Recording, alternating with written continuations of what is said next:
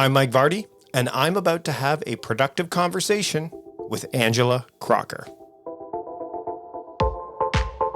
Welcome to an episode from the vault of A Productive Conversation. This is Mike Vardy revisiting a conversation from 6 years ago. Can you believe it's been 6 years since I spoke to Angela Crocker about her book, Declutter Your Data? Actually, it is a book that I think is worth revisiting at this point in time, specifically because of the fact that this is the time of year, if you're listening to this in December of 2023, where you are thinking about getting your data organized, cleaning things up, optimizing. I think this is a perfect episode to revisit. Now, Angela is an acclaimed author, a good friend of mine. She's written several books, and we get into the specifics of the idea of digital organization, taking a look at the apps that you have, looking at your mobile devices, whether they're iPhones, what have you, and organizing them, calendar management, a whole slew of things that I think are really appropriate at this time of year. So without further ado, let's revisit this conversation with Angela Crocker here on A Productive Conversation. Enjoy. I'd like to welcome Angela Crocker to the Productivityist podcast. Thanks for joining me, Angela. My pleasure. Good to see you, Mike. So one of the things I want to talk about is we get into the start of the year, the actual calendar year for a lot of people. And we're going to talk about calendars because, you and I have some thoughts on calendar and decluttering, but I also have the idea that, you don't start your year starting the beginning of January. But for those that do, this is an ideal time for people to start to actually use the opportunity to declutter their data. You've got this book coming out called Declutter Your Data, Take Charge of Your Data and Organize Your Digital Life. So this book has been needed for a long time. What was the impetus based on your last book, The Content Planner? What was the impetus to go from that to this?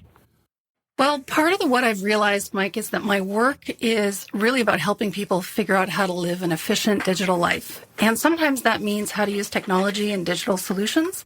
And sometimes it's about moving things into analog solutions and simplifying what we do. So Declutter Your Data actually started out as an idea I had about 3 years ago. I was supporting my mom in hospice and didn't have access to the internet most of the day. And so I had to be super efficient about how I used email, how I used social media, what I did. And from that came this sort of calm, this sort of organized self that, I'm super organized. I'm known for being organized. But even more so, it was like becoming uber organized. And I had this opportunity to really reflect on it in those months that I was there.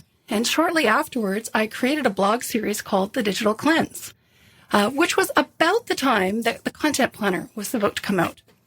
And I got talking with my publisher, and they said, this is great. We want to publish this book as well. So to have 2 books in 2 years is pretty unusual, as you know, as a writer. But here we are, and I have to say, the Content Planner readers have been phenomenal. They have completely embraced the process of content planning. Declutter Your Data, I think, is going to be 1,000-fold more. Everybody has too much clutter in their computer, in their smartphone, in their tablet, and I guess that's what we're going to talk about today. So one of the things that I've always kind of seen coming, and you have too, is the idea that people are so worried about personal physical organization that they don't think about the stuff that's invisible. And data is really, really invisible. I want to talk about the apps first and foremost, because recently, like about a week before we started recording this, there was a glitch in iOS where the iPhone on December 2nd, if you had notifications on certain local apps, and this is where I get a bit nerdy, everybody, that you couldn't, it would reboot the phone. Like it would reboot the springboard of the phone, so it would look like your phone was rebooting. It wasn't. But it was, every time a notification came up, your phone would get locked on you. And I followed the steps that luckily the people that know more about this told me what to do. I did. But I looked at this as an opportunity to review the apps that I had on my phone and say, okay, like I didn't have many notifications on in the first place, which is a blessing if you don't want to be interrupted, but is a curse if you want things to hide. And there were a lot of apps that were just kind of hiding. So I took that as an opportunity to get rid of some of these apps. What what is some, I mean, you're going to talk about this in the book, of course, but what are some of the things that you did or that you suggest people do when they're looking at their apps and they're saying, I've got all these apps, but they're kind of, they either don't see them or they're not doing any harm, right? They kind of are though, right? They are. They are creating distractions and clutter and so much every time we pick up our smartphones. And I developed something I call the app diet. And you need to reduce your appetite, if you'll allow me to play with words a little bit. Our appetite is crazy. It's so easy to download another app, to listen to an expert, and they recommend something. And what I've come up with is the notion of reviewing what apps you have and looking for those that you never use. If you don't recognize the icon, it's time to delete that app.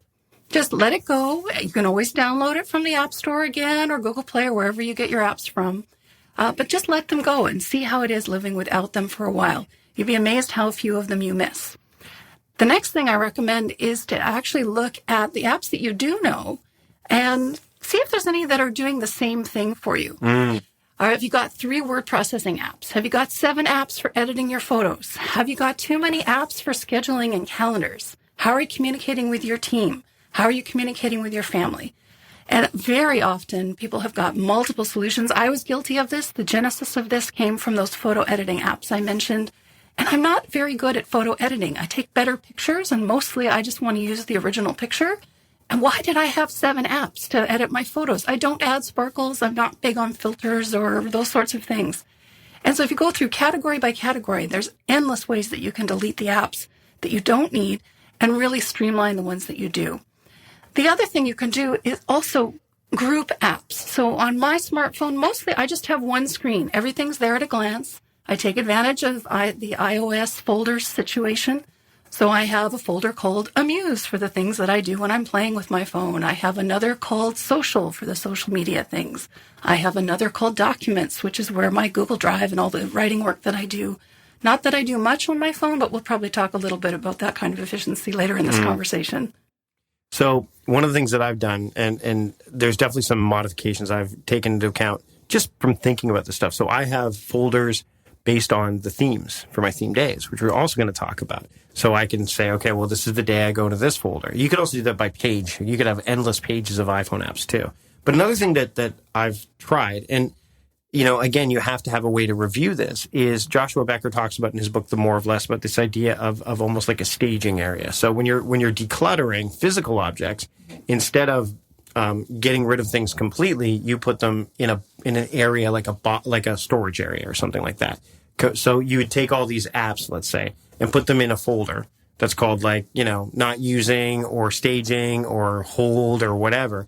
And then you have to have a trigger that later, so maybe in your to-do list app or a calendar notification or something that says, look at those apps. And it's kind of like the old Life Hacker article that I love, which is the hang your clothes with the open end of the hanger facing out. And then every time you take that article of clothing off, you turn the hanger around, because your brain always will say, oh, I wear that article of clothing all the time. And then all of a sudden a season passes and you're like, oh, I didn't wear that article of clothing. So your brain will play those tricks on you. And I love the thing about data is, again, it's so invisible that it's not staring you in the face like that article of clothing or like that box. It's not there. Let's talk about the calendar. Let's talk about that, because the calendar, you can see up here, we're both in my office right now. And my Now Your calendar is there. It looks a bit cluttered, but I know what it means.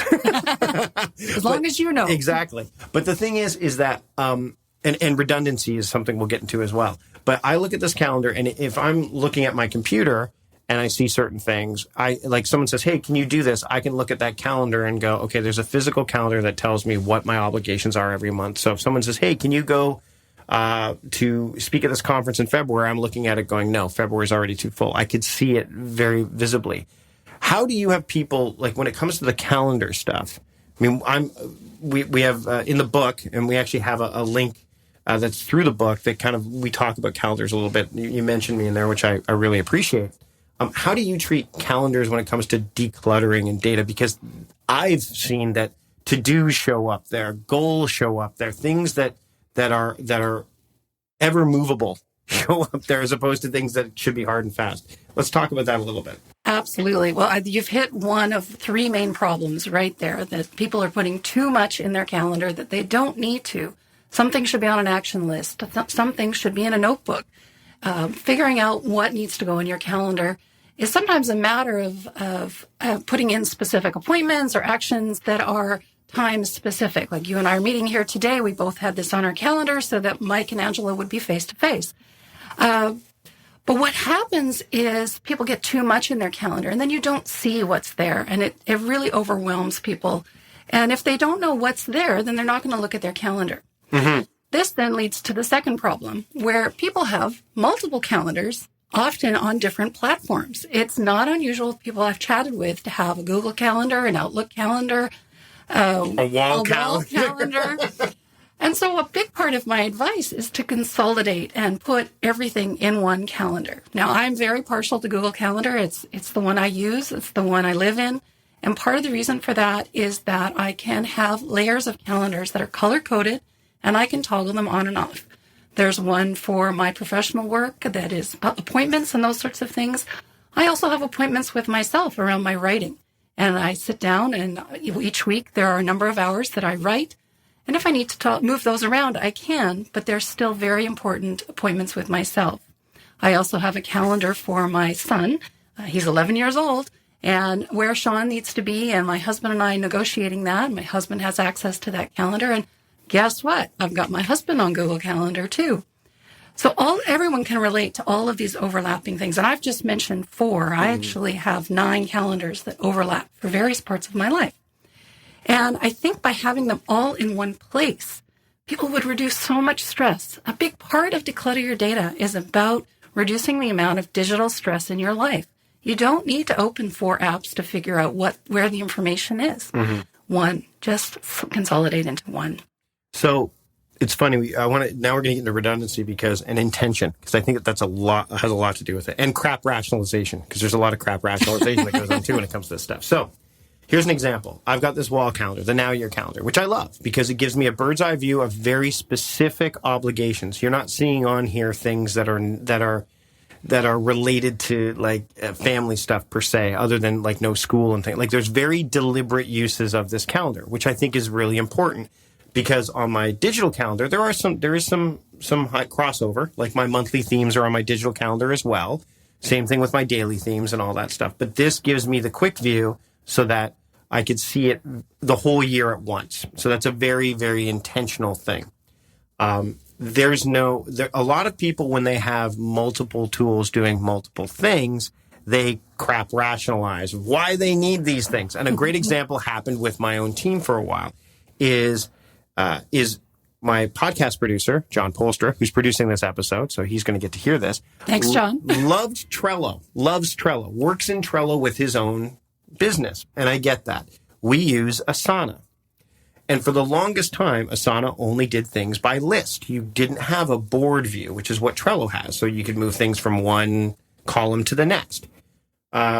Several months ago, Asana added a board view.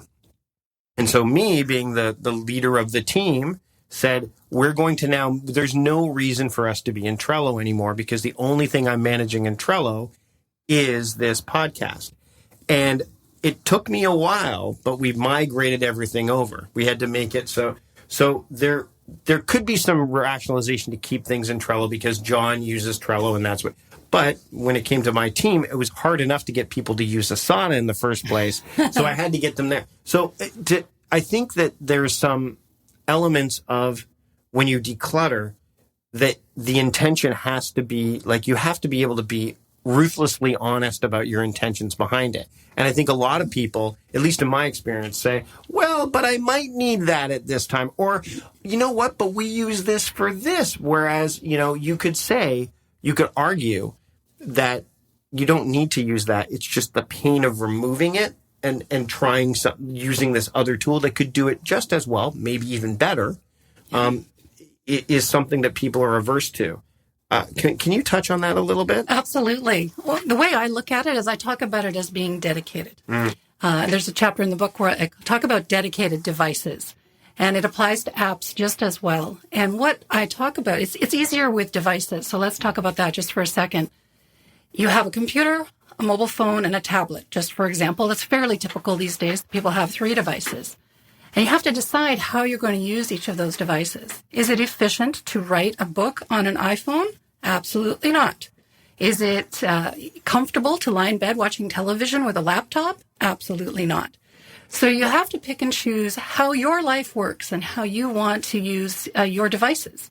And by dedicating devices to certain activities, when you pick up that device, there's actually something that happens in your brain that kind of gets you into that mode. When I sit at my desk with my computer, I'm going into writing mode. When I crawl into bed with my laptop, I know I'm going to watch the latest episode of Outlander. Mm-hmm. That's just the way it is. Right.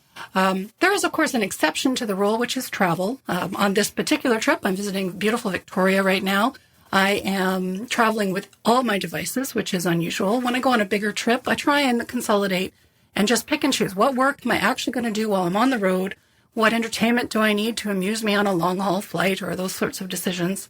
And by doing that, I lighten the load. I'm a big fan of traveling light. I think that is partly what Declutter Your Data is about, is just lightening the amount of stuff, the amount of digital stuff that we have. You can do forced discipline too. So for example, we talked about, I'm traveling this weekend coming up to New York City. I'm bringing only my iPad Pro with me, which can do a hell of a lot of the stuff I need to do. So the next computer purchase I do, so let's what I'm going to do there is I'm going to buy an iMac. And there's a reason behind that. Number one, it's a powerful machine. But there's another more disciplined reason, is I can only do audio recording and video stuff on my iMac better than on my iPad Pro. So it pushes me in the direction of, I'm going to be traveling, I better get all that stuff done because I can't take the iMac with me. Whereas if you've got a laptop, and that's my intention, whereas you might have a laptop and no tablet, because the laptop can go with you wherever you want. Same thing with a smartphone. You might have a tiny smartphone because you've got a tablet, so you don't need the bigger smartphone. Or maybe you get the iPhone Plus because it's bigger screen. So again, there's that deliberate, and I love the device-specific stuff. I talk about that a little bit too, is like, just because a device can do everything doesn't mean it has to. And concurrent with that, just because an app can do everything doesn't mean it has to. Mm-hmm. I work really hard. I use all the apps. I use Facebook, I use Messenger, I use WhatsApp, I use Slack, I use all sorts of things. But I use each of them with a dedicated purpose. WhatsApp is only on my mobile phone for 2 reasons. One, I have a group of mom friends, and we are a support system for one another. And we keep in touch in that group for childcare crises, family emergencies, moral support, requests for sending wine or cookies, depending on the day. The other reason I use WhatsApp is a communications tool amongst myself, my husband, and his siblings to support his older parents. They are doing well, but they do need a little extra support from time to time, and we were finding it hard to communicate. And the reason we do it in WhatsApp is that some of us are Google users and some of us are Apple users. Mm-hmm. And WhatsApp is one of the few very convenient texting apps that we found that allows group chat across platforms. Right. So multiply that by 5 or 6 communication apps, and it slowly becomes clear how you're going to dedicate each of those apps. And again, as I was saying with the devices, when you open a particular app, when you sit down with a particular device, your brain goes into that mode. When I open WhatsApp, it's more personal and social. When I open Slack, it's more professional, and it's about communication and getting work done. So as we get closer to wrapping up this episode, which, by the way, we're going to have a bonus episode too. So people that are going to be, that are members are going to get some additional content. And it's going to be a longer than usual bonus episode. I'll be right up front with you on that. So if you are a member, hang on, because there's some deeper diving happening. But you mentioned communication. And one of the biggest things with data clutter is email. It's massive. And things live there. People live in there. You mentioned one of the things, and I'll piggyback on top of that, is the intentional use of Slack for my team and Asana to a certain extent allows me to know that all internal communication happens in those areas. So if I'm getting an email from someone on my team, it's because it's a forward in a lot of ways. Like it's a forward from someone outside of the team. So I'm very understanding of what each of those tools represents. so I can be very intentional with it. And same thing with having separate. Like you have separate calendars. I'm sure you have separate email accounts too. So you can answer in different tone and different voice. But I want to talk about like that chasing of. Most people think about, if I declutter, that means getting to inbox 0. If I get that to inbox 0, then the clutter's gone. No. Yeah, good. Okay. No. Take that and run with it. Let me go, Mike. I do not believe inbox 0 is a productive use of any of our time. I do think that minimizing the amount of email in your inbox is useful. And I have a number of strategies that I use. I'm sure they echo some that Mike uses. And part of what I want to do is encourage people to really think about the email that's coming in and also the email that they're sending. That's probably the biggest chapter in the book is about reducing email clutter. Among the things I talk about is the idea of dealing with email only when you have time to open email. There's no point in peeking at your email on your mobile phone if you're not going to have time to respond. It can be useful, if you're suffering from a spam attack or something, by all means log in and delete the spam. Like those things happen, but hopefully your filters are catching that kind of stuff. But stuff happens. The spammers are smart, unfortunately. But when you sit down to deal with your email, take this approach. First, go through and delete anything that you don't need. Could be a special offer from a retailer that you really love, but you don't need anything from them right now. Could be a spam message that kind of fits. I'm getting quite a few of these emails from companies offering my company services. They've obviously, been to my website or one of my older websites. This is actually a really good tip. If you get something addressed to Dear CEO of old company name, just delete right there because they haven't done their homework. Once you've deleted all the bits and pieces you don't need, the next phase is to go through and look for your VIPs. I actually have a filtering system where the VIPs all go into a special inbox. If I'm short on time, I always read my VIP emails. That's close colleagues, that's people from my publishing house, family members, clients, of course, anyone like that. Deal with those emails in the moment. Read them and then do one of 3 things. Either you're responding right away and you're archiving the record of the conversation, you're reading it and deleting it because you've absorbed what you need to know and you're done. Or if it requires a longer answer, flag it as something that needs a longer answer. Mike, I know you do lots with theme days, and I'm sure your listeners are familiar with that.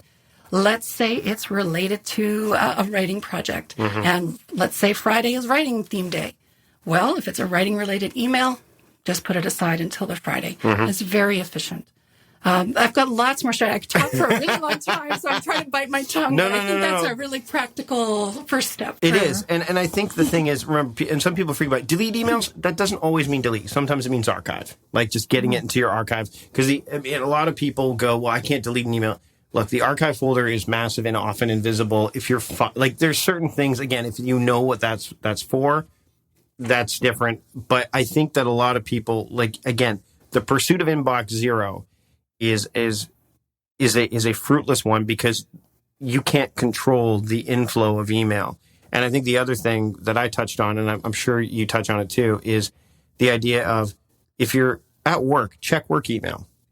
If you're at home, check home email, right? Separate the personal and professional because tone, overwhelm, all that stuff is related to that. Angela, we're going to dive more into stuff in the bonus episodes as well. But I want to thank you for taking the time to be here today. This is a big topic, and obviously we could go on for a long time. There is, again, I want people to pick up this book because thank you. It's actionable. There's a lot in here that we don't even we can't possibly cover everything. I mean, there's digital parenting stuff here. There's physical fitness. There's the idea of fighting fake news, which we're going to touch on a little bit in the bonus episode. There's the idea of, managing estate stuff and legacy protection and things like that. But where can people get this book or pre-order this book? Order the book whenever you're listening to this, when they need this book, where can they get it? Well, their first stop should just be angelacrocker.com/DYD to go to your data. There's a page there, a little bit more about the book. But pick your retailer of choice. It's available for pre-sale right now on Amazon Canada, Amazon.com, Amazon UK, all around the world. The major book retailers, Chapters in Canada, Barnes & Nobles in the US, Australia, New Zealand, literally. I've even got readers in the Philippines. Anywhere that your favorite bookstore is. And by all means, contact your local book retailer. I'm a big fan of independent bookstores. And every city I go and visit them. I'm here in Victoria, and I popped by Monroe's yesterday. They all have access to order it as well. My publisher is Self Counsel International, and they really do bring the international. So wherever you like to go, thank you very much for picking it up. And where else can people follow you intentionally? They can follow me intentionally if they like. You can find me on Facebook. There's actually a Facebook page specific to the book called Declutter Your Data by Angela Crocker. You can also find me on Twitter and on Instagram, simply at Angela Crocker. Awesome. Thanks for joining me today, Angela. My pleasure. Thanks, Mike.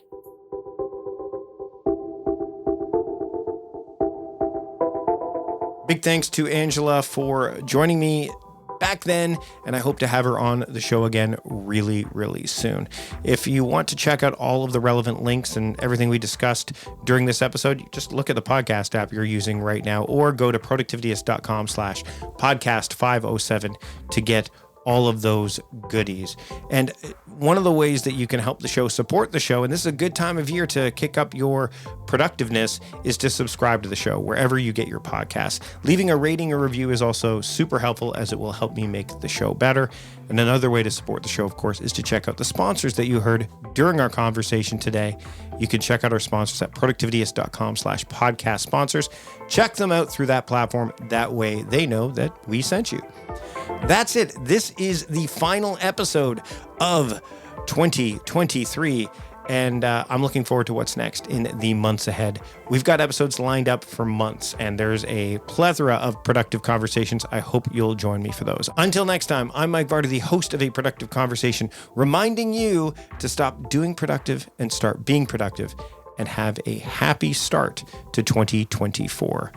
I'll see you later.